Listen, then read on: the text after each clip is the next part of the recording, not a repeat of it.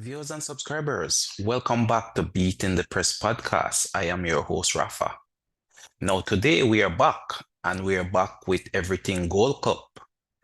The big one coming up to kick things off in this year's version of the 2023 Gold Cup is USA versus Jamaica.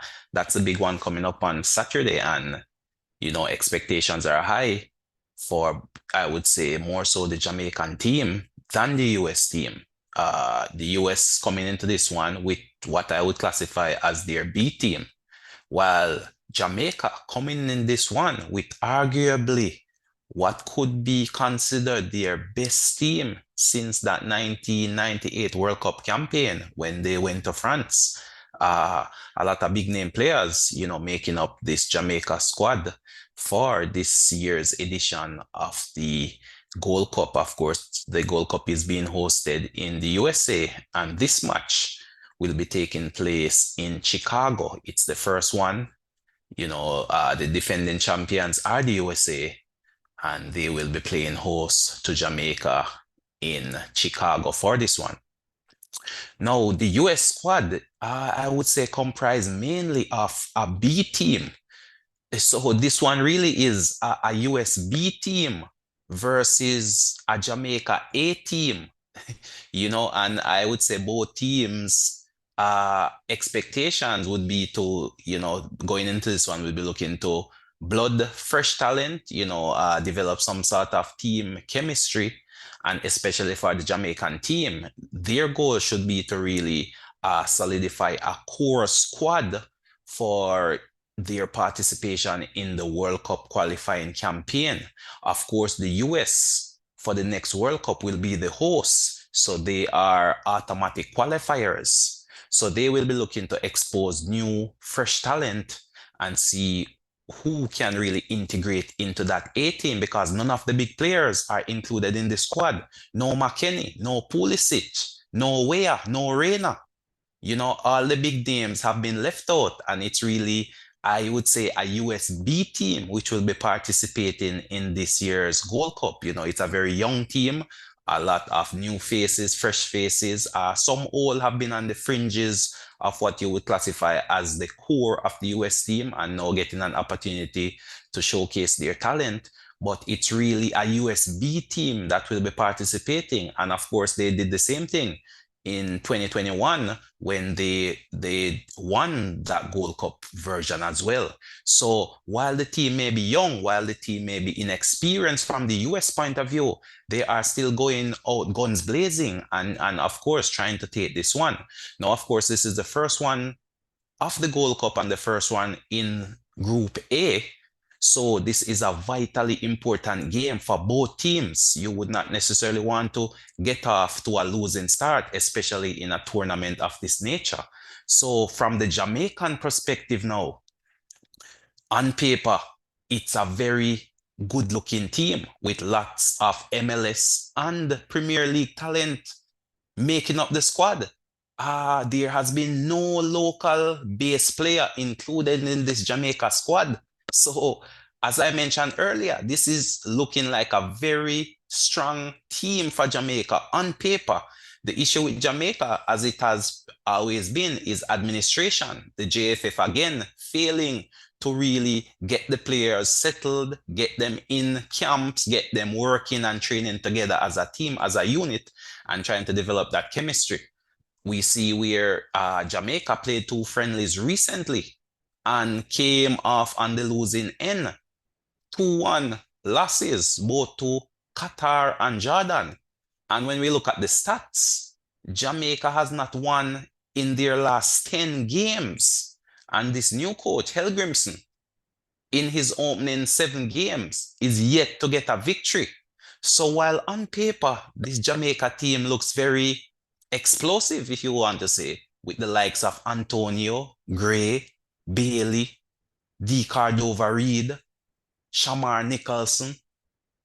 It's filled with firepower and potential goal scorers and match winners. But in terms of working together as a unit, it's hard to predict how this team will gel, how this team will flow, and indeed how this team will perform come match day.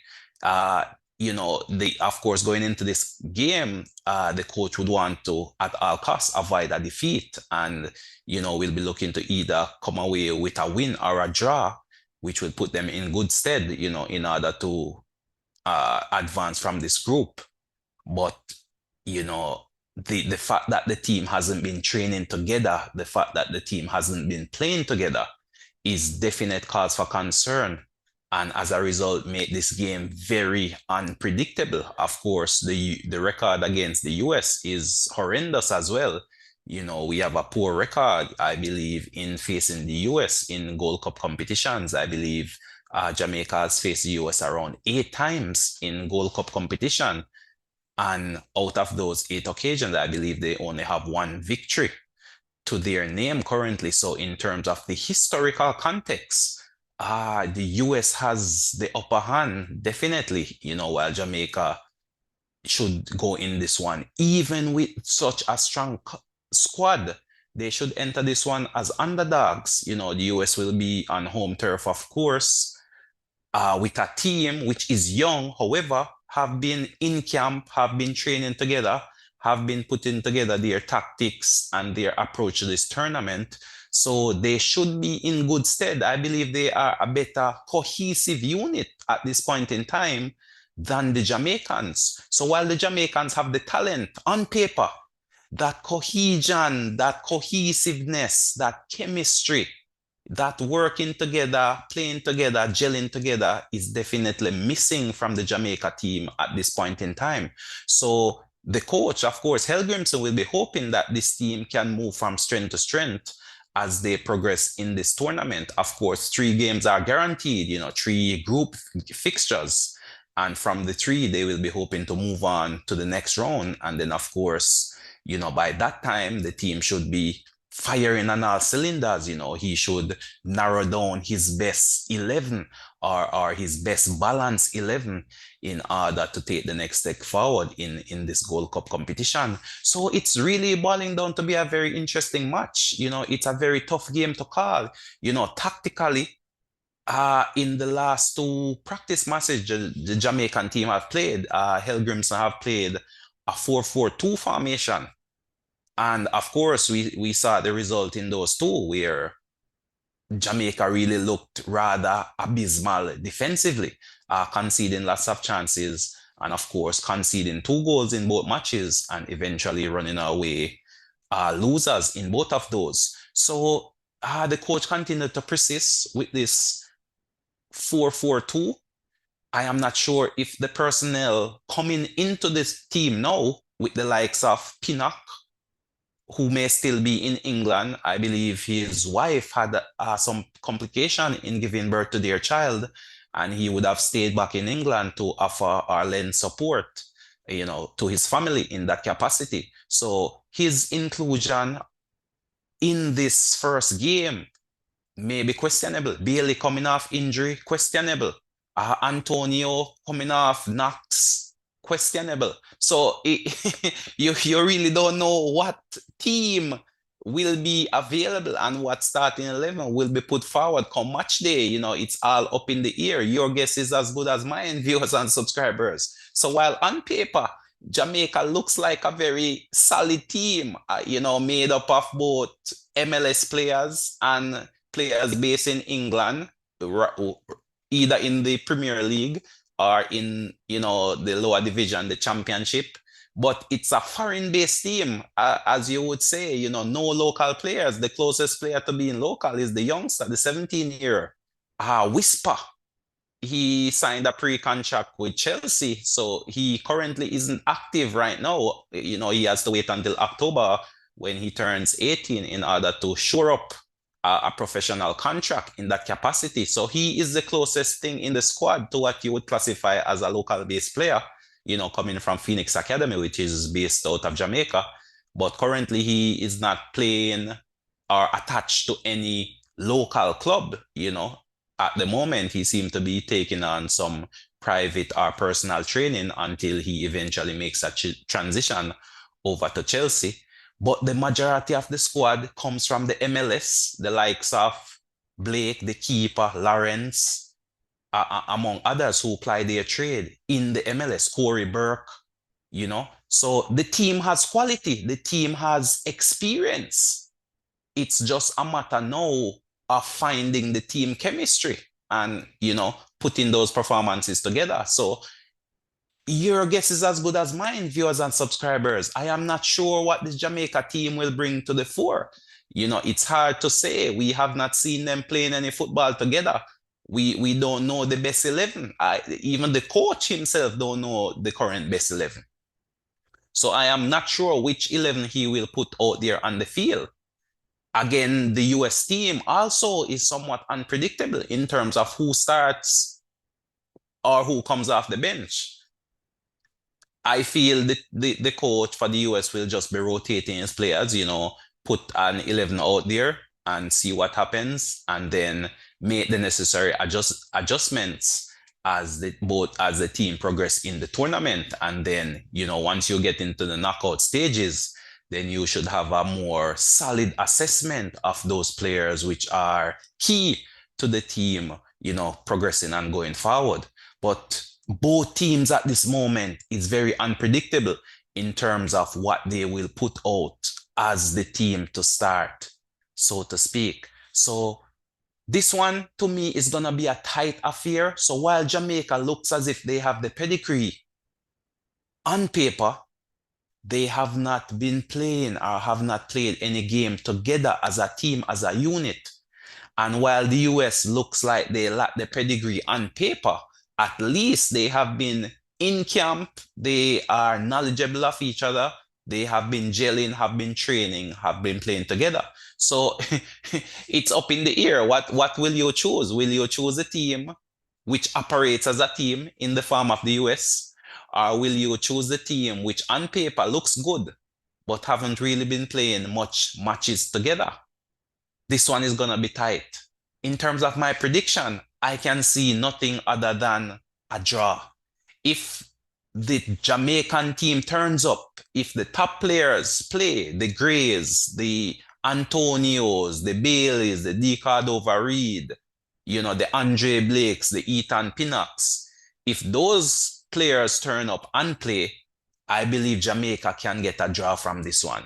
If those players are missing in action, then I see nothing other than a US win.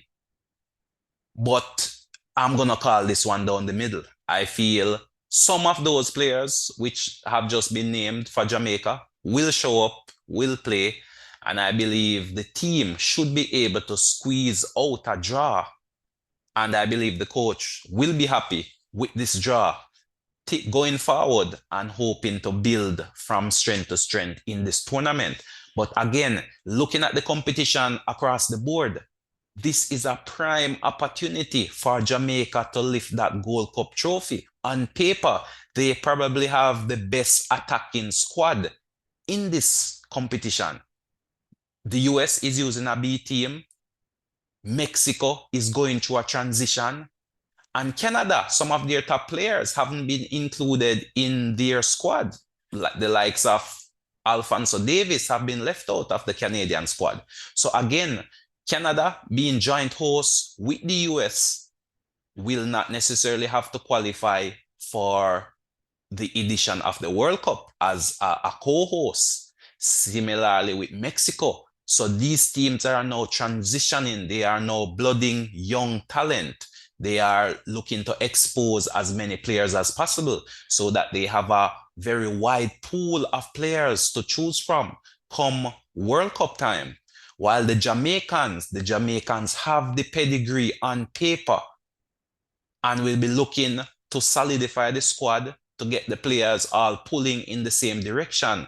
And they have a very strong squad for this tournament. So looking ahead from a tournament perspective, this is a prime opportunity for the Jamaicans to make a splash in this year's Gold Cup and possibly, potentially lift that title. Anything less than a semi-final, I would say, would be rather disappointing, just given the strength of the squad when compared to the likes of other squads. In this group as well, we see Trinidad coming in as well as the shock upset thus far in the pre-qualifying or the preliminary rounds. We see St. Kitts and Nevis getting that victory over Curacao when Curacao were the favorites going into that match, but St. Kitts and Nevis pulled out a shocker, and they are now in the group with both with Jamaica, with the USA, and also with Trinidad. So looking ahead, in terms of the Jamaica team, after the US game, they will then take on Caribbean rivals Trinidad, and then they will close out this round against St. Kitts and Nevis. So getting a point from this US game is critical in terms of their destination or their objective of leaving this round and progressing to the next round. Anything other than a victory or a loss, if they pick up a loss in this game, then the next two games are pretty much must-win games. The pressure is on immediately. So that is why I am very concerned that this team that Jamaica has haven't been playing any friendlies together. They have played friendlies, but you would expect those friendlies were played by the lesser players. Most of those players are likely to be on the bench. The players who are better equipped would have come into the squad now and will be taking up a number of those slots. But the problem is, as I mentioned, those players have not played together. They have not gelled. They have not developed much chemistry. The chances are some of these players may be playing in that team for the first time, and that doesn't augur well for a team sport such as football, where a team is as strong as its weakest link. So that is definitely cause for concern. And of course, as I said, this is a tournament situation. So if you lose the first game, immediately the pressure is now on. So getting something from this game against the US is imperative in determining the future prospects of this Jamaica team. Personally, as a Jamaican, I would love to see this team progress because on paper, it looks like a very quality outfit. To me, the weakest area on this team may be somewhat in the midfield area, where it's a very inexperienced midfield and young. Quality may very well be lacking thereabouts. The likes of Latibodir is in the middle, Johnson, to name a few, which are, not household names in the Jamaican context. And, they will be looking to make a name for themselves in this tournament. But that is where I believe the weakness is. But as per usual, or from judging from the previous two friendlies, this Jamaica team will be looking to soak up pressure, to solidify defensively and play on the counter. We don't have the ball handlers to really play a possession game. So it will be a case of trying to be sturdy defensively and trying to catch teams out on the counter attack, playing on the break, so to speak. I don't think we're going to be out possessing any teams in this tournament, but we will be looking to be defensively solid, be physical, fight, show some fighting spirit, and then try to take advantage of, set plays, corners, free kicks, try to utilize the space of the Baileys, the Mari Grays, the D. Cardova Reeds, the Mikel Antonios up front, and try to catch teams out from that regard. So it's going to be a tight game, this US game. It's going to be a tough game. Once the Jamaica team turns up, then as mentioned earlier, I'm predicting that this one may very well end in a draw.